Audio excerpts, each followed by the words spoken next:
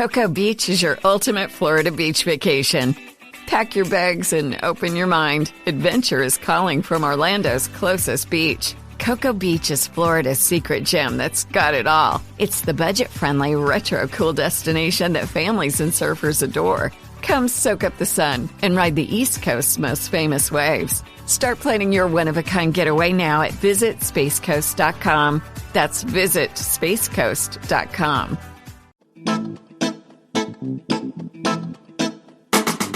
Hello and welcome to History for Weirdos. We're your hosts, Andrew and Stephanie. And each week, we're going to take you on a journey into the strange, obscure, and relentlessly entertaining corners of human history. Now listen up, friends, because it's about to get weird.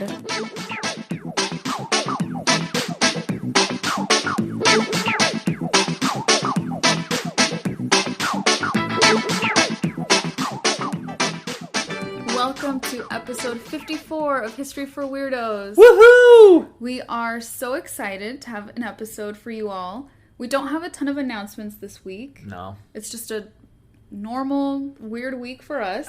Nothing too kooky. But we are really excited for this episode. I actually know what Andrew's going to be discussing this week because we got a lot of Instagram messages about this subject after sharing a video clip that we found on our Instagram stories. We got tons of passionate messages about this subject matter. And by the way, you can follow us on Instagram at History for Weirdos. Yes, if you aren't already, please check us out there. We are slowly but surely getting through our messages. We love connecting with you all. It makes us so happy and it keeps us motivated with the podcast. Absolutely. Yeah, and I want to give a special shout out to one particular Instagram follower. Her name is Meg, or Megan, and Steph, you want to talk about her? She has an art Instagram account that we also follow. It's called hand_creates on Instagram, and Meg's message kind of gave us a little more information on the subject. Yeah, and it's what inspired Andrew to do this topic for this week. So thank you, Megan. Thanks, Meg. Okay, well, without further ado, let's get into this strange subject. And it's so funny we got so many messages on this too, because this is rather obscure. This is so weird. Yeah. I had not heard of this before. No, I hadn't either until very recently. And so this week's story revolves around this obscure sport that's no longer around, yet was immensely popular about 100 years ago. And of course, I want to speak about the practice of horse diving. Yay! And for those of you who don't know what this is, yes, it's just how it sounds. It's diving off of a platform into water while riding on top of a horse. Strange indeed. Very strange. Yeah. And a portion of the story will revolve around what I like to call the Babe Ruth of horse diving. We'll get to her in a moment, though.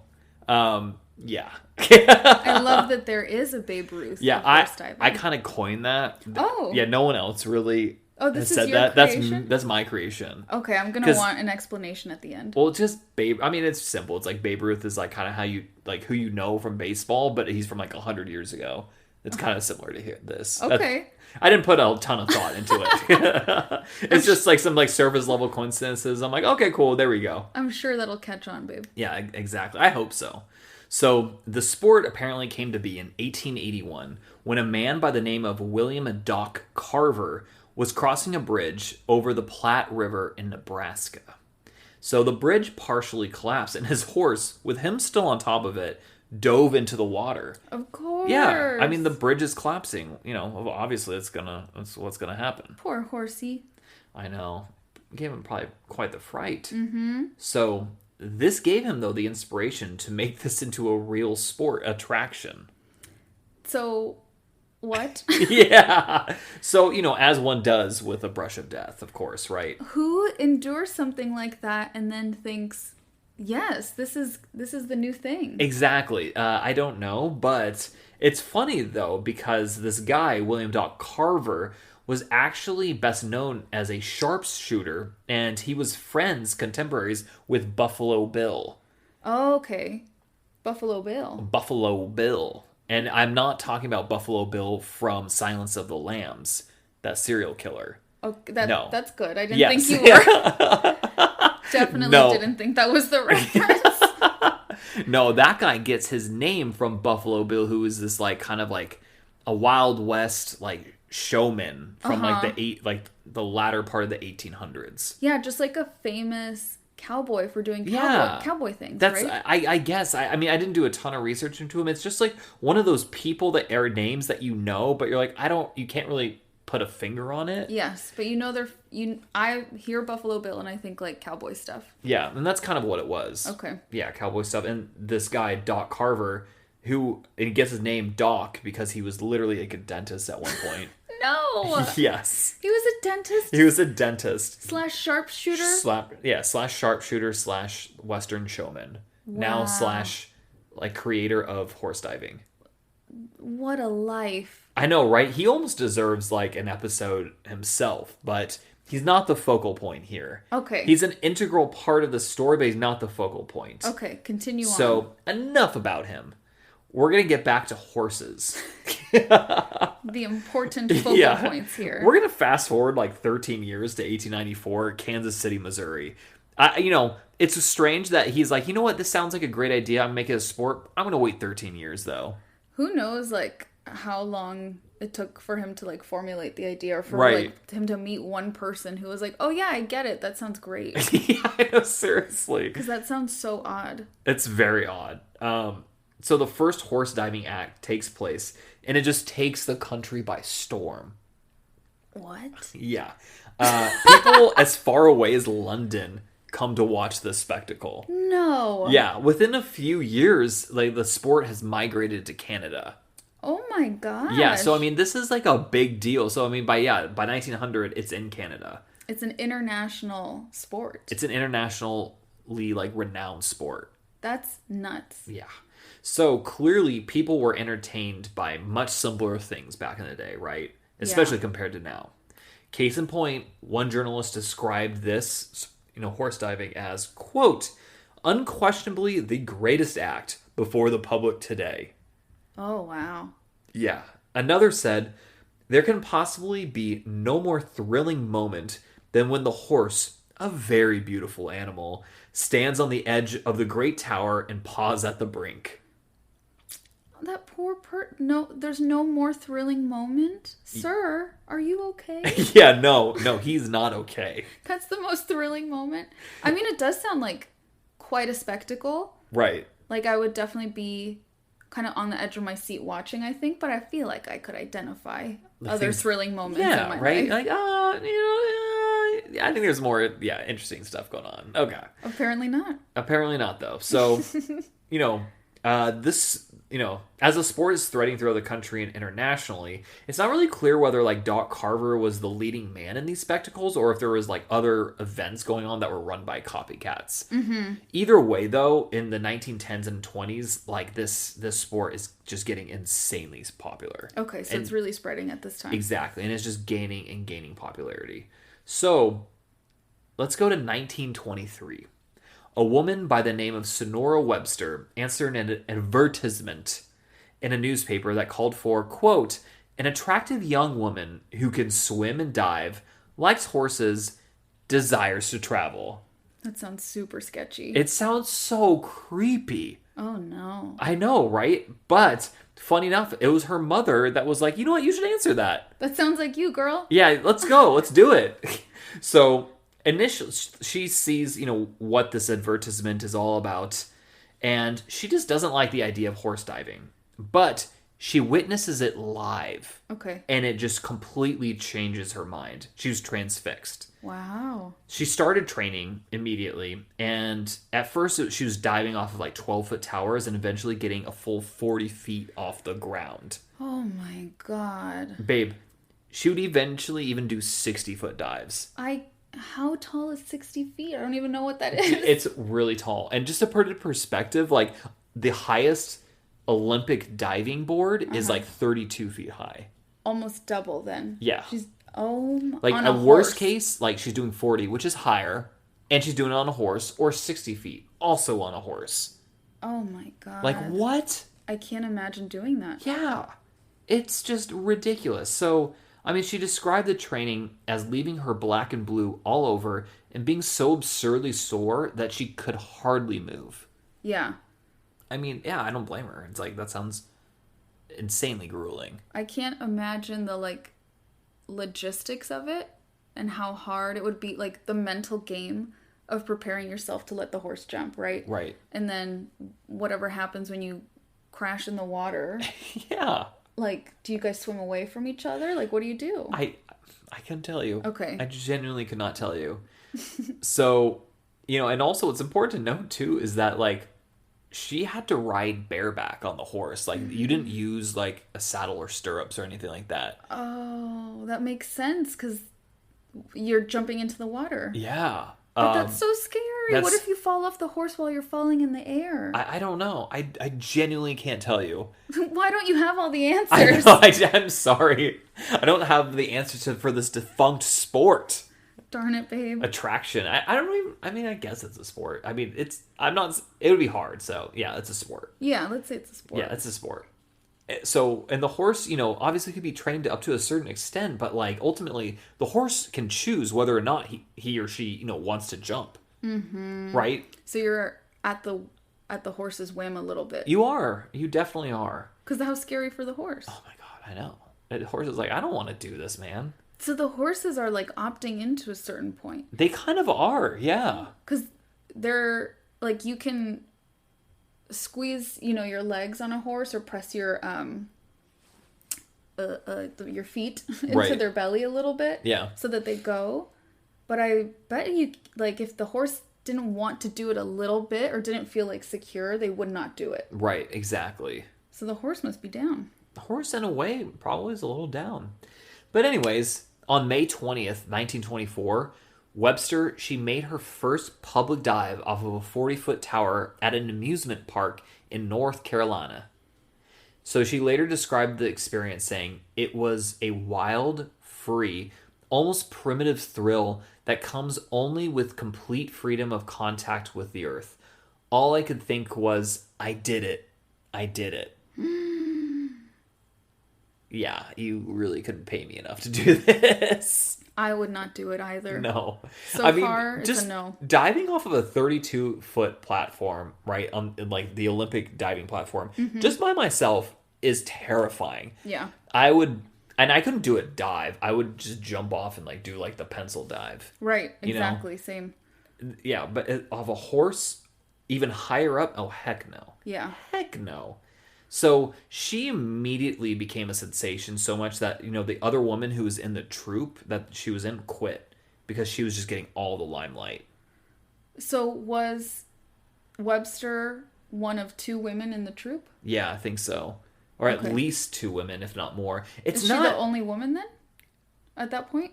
Like, in the world? I have no idea. I don't think so, because, like, there's others that are described. I'm not the only other woman in the world. But, like, in this troupe. In the sport. No, not. That's what I meant. Not, like, in the world doing the sport. No, and she's not. Okay. There's other women that are mentioned, but she's the most famous for sure. I wonder what it is about her that's so eye-catching. You know?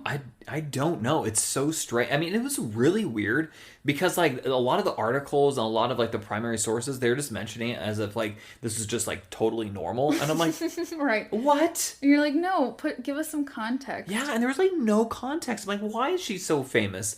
I don't know. Maybe she looked good in a bathing suit. I'm not really sure.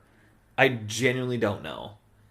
Right. So, but, I mean, we do know that she was probably the most famous horse diver in the world at this time. And she's definitely, like, the most famous, you know, nowadays, like, as, like, historians looking back in time. She's the figure that people look back to. Yeah, she's the Babe Ruth. She's the Babe Ruth. Yeah, she's the Babe Ruth. It'll catch on, I'm sure. Yeah, exactly. Yeah, so it's all going gangbusters for the sport, as well for the Carver-Webster team, up until 1927, when Doc Carver finally kicks the bucket at the age of 76. Okay, so Doc Carver is, like, her boss up until he passes away. Exactly. He was, like, the founder of the sport. He's her boss. And then he finally dies. His son, Al, takes up the mantle of running the show. And immediately Al and Webster here, they just have sparks that start flying. There's a love story. There's a little bit of a love story. So they actually get married like the very next year. Oh, wow. Yeah. And as a wedding present, he gets the act of permanent home at the Atlantic City Steel Pier. Oh my gosh, that's his wedding present to her? Yeah. Like a Vegas residency is what he gives her? Exactly. It's like a Vegas residency, but in Atlantic City.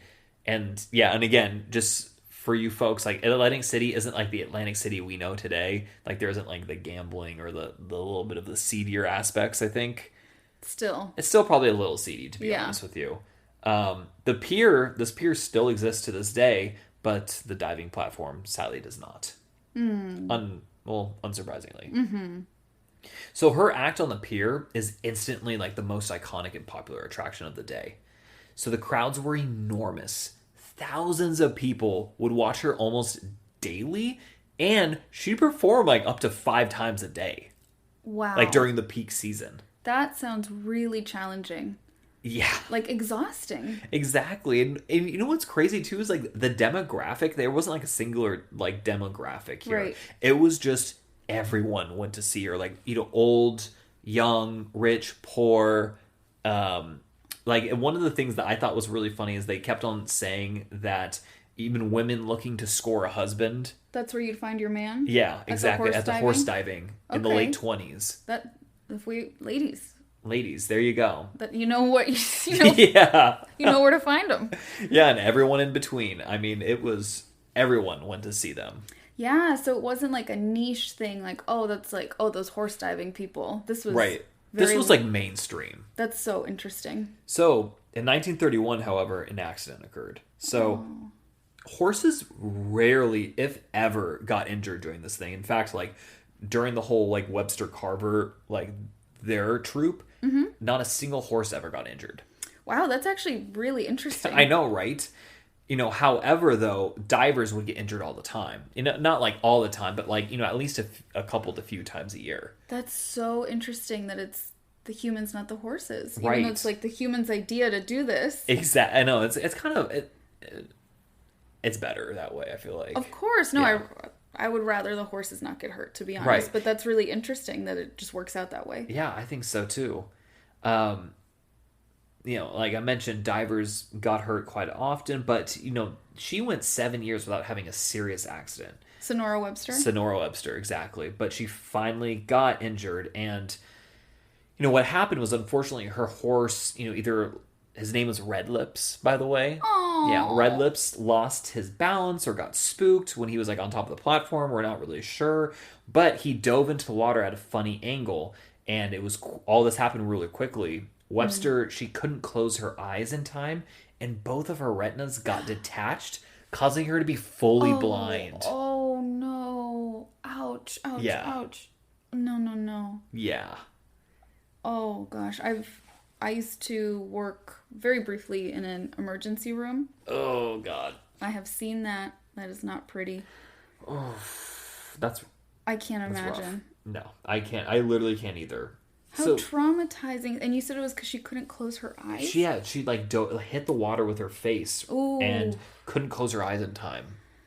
And you're diving off 40 to 60 feet, right? And yeah. so that's... Oh, and think of all the people that were there watching. That must have been horrifying to witness. Terrible. Yeah. But here's the crazy part. The most amazing part about this is that she would continue to horse dive for another 11 years until she retired completely in 1942. What? Yeah. So she performed an additional 11 years completely blind. She got back up on that horse? She got back up on the horse, literally. Oh my... I would have been... so afraid to ever do that again. Oh yeah, me too. That would have been horrible.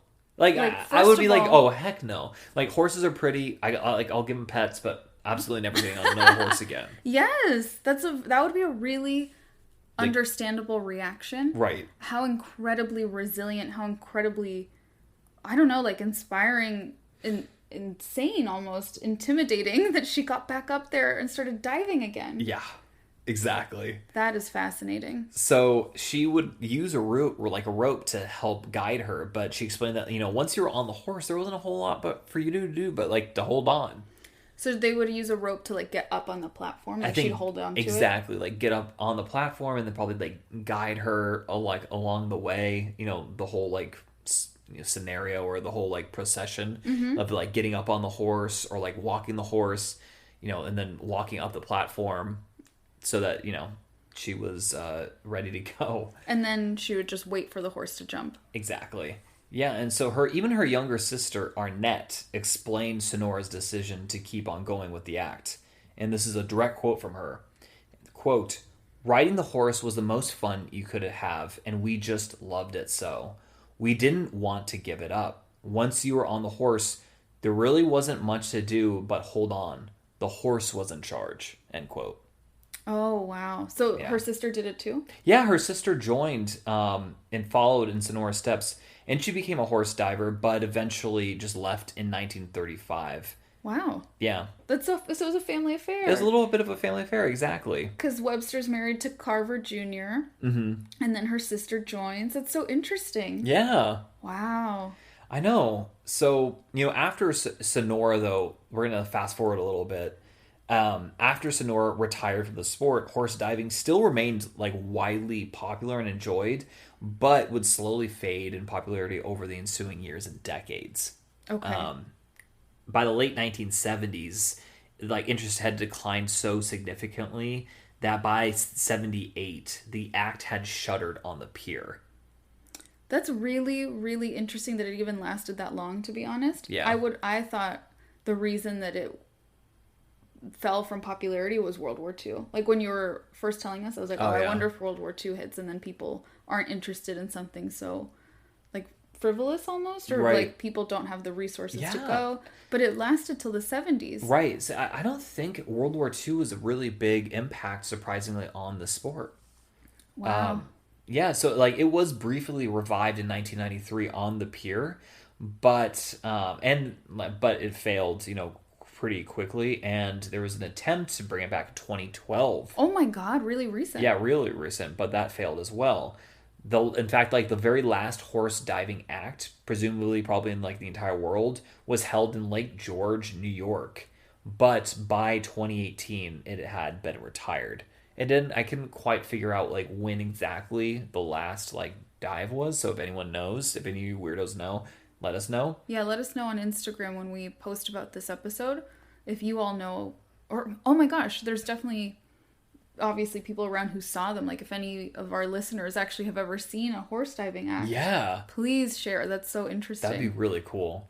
So the sport is technically not illegal in the US, but due to a lack of demand and intense pressure from animal rights activists, there's really not much of a drive to revive the sport. Yeah. And speaking of which, it is interesting to note, however, that there was not a single recorded case of a horse being injured while diving. I like definitely within like Carver and the Carver / Webster troop. Mm-hmm. But I don't think there was ever, not that I could see, that there was ever like an incident where a horse got injured ever. Okay, at least not that anyone noted. But that anyone noted, right?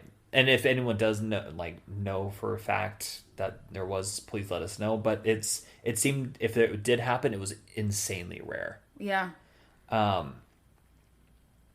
So then I feel like that's interesting. However, though, I will say that this does not account for emotional damage, to the animal, right? Nor does it or damage that wouldn't have been picked up by like antiquated veterinary medicine. That's a good point. They just couldn't detect. That's a good point. It could have been really impacting their nervous system or something that maybe vets weren't aware of. Exactly. That's really interesting. Yeah. But so we're not sure what the impact of this is on horses at this point. Exactly. Okay. So, regardless though, it's safe to say that it was mainly pressure from activism, that like the animal rights activism, that eventually brought the sport down. Even Arnett Webster later commented that, wherever we went, the SPCA, which is like the Society for Prevention of Cruelty to Animals, was always snooping around trying to find if we were doing anything that was cruel to animals. They never found anything because the horses lived the life of Riley. I'll get to that in a second. In all the years of the act, there was never a horse that was injured. Wow. Yeah. So yeah, Life of Riley was like, I think, a TV show or like even like a radio show from like the 40s, 50s that was like kind of like good old boy Americana. Oh, okay. So she's saying that the horses lived a good life. Exactly. Oh, okay. Yeah. I want to go back to Sonora before we close out this episode, though. Yes, definitely. So Sonora would eventually write about her experiences in her autobiography, A Girl and Five Brave Horses. Oh. I know, that's a cute name. That's so sweet. And what's crazy is this would actually be made into a Disney movie in 1991, which Sonora saw and was not a fan of. What? Yeah. She would later remark that, quote, the only thing true in it was that I rode diving horses, I went blind, and I continued to ride for another 11 years, end quote. Oh, okay. So that's also what the overwhelming amount of messages were when we shared the little clip of women horse diving. So many people were like, have you seen the Disney movie? Yeah. I did not even know it was a Disney movie. No, I didn't know it was a Disney movie until the messages and, obviously researching this episode. And apparently it's not a very factual Disney movie. And I even put in my notes, lol, Disney. I still want to watch it. I still want to watch it too. So she would eventually die, and actually as late as 2003 at the age of 99. Oh, she lived a really long life. She lived a really long life. And in fact, what's crazy is that she lived over 70 years of her life as a blind person. Wow. From the thing she loved the most. Yeah, exactly. And I didn't put in my notes here, but she actually, part of what she did later on in life after she retired from horse diving was being like an activist for, seeing impaired people. Oh, wow. Yeah. That's so cool. So she found another passion. Exactly. And she even learned, she became like fluent reader in Braille as well. Yeah. That's a space where there's still so much work to be done, right? In terms of making things more like equitable and things like that. That's incredible that she... Yeah. What a cool lady. Exactly. So this is the tale of the art of sports diving as well. I'm sorry, of sport diving. I sound like you. Of horse diving, as well as its most prolific practitioner, Sonora Webster. That's amazing. Yeah. What a wonderfully weird episode. Yeah, I think so too. It was really fun, like, researching this. Like, obviously not very, analytical or like anything like just really deeply impactful, but I just thought it was so weird, and it just really is a good encapsulation of like just history for weirdos. Exactly, because obviously this is something that 100 years ago plenty of people knew about and was probably a big source of entertainment for them, and this is something you and I had not heard of previously. So that's a great example of weird history. I would love to see like in 2122 like what is completely obsolete. Exactly. That's really interesting. Yeah. I would also love to time travel and watch a real horse diving show with Sonora Webster. That would be so cool. That would be so cool. With red lips. With red lips. That's such a weird name for a horse. Yeah. It's like, what? So before I close out completely, I just want to list my sources as well. We have The Amusing Planet, All That's Interesting, The Sun Journal, Ripley's Believe It or Not. Yeah, I could definitely see Ripley's having information on that's this. Not surprising.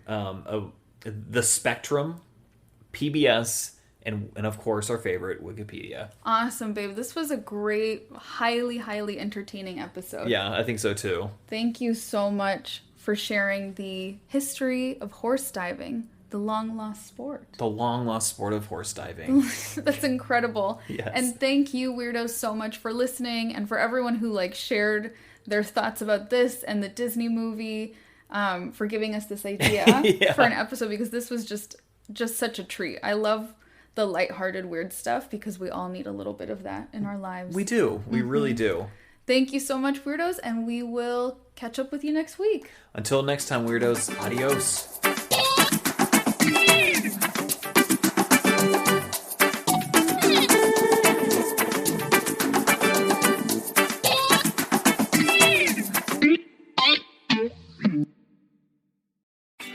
Cocoa Beach is your ultimate Florida beach vacation. Pack your bags and open your mind. Adventure is calling from Orlando's closest beach. Cocoa Beach is Florida's secret gem that's got it all. It's the budget-friendly, retro-cool destination that families and surfers adore. Come soak up the sun and ride the East Coast's most famous waves. Start planning your one-of-a-kind getaway now at visitspacecoast.com. That's visitspacecoast.com.